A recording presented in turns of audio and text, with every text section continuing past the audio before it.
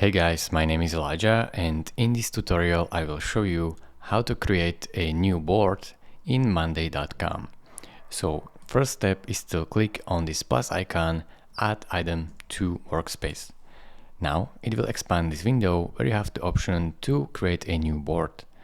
You'll have the option to create new board from scratch or start with template.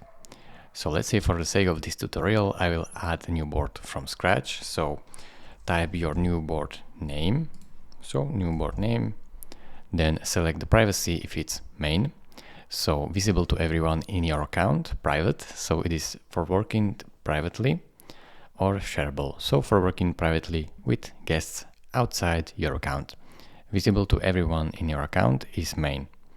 So select what you are managing in this board, so items, campaigns, leads, select whatever you are managing or add a custom item. Then simply click on create board. Now your board will be created like so. It is really this simple. Thank you for watching.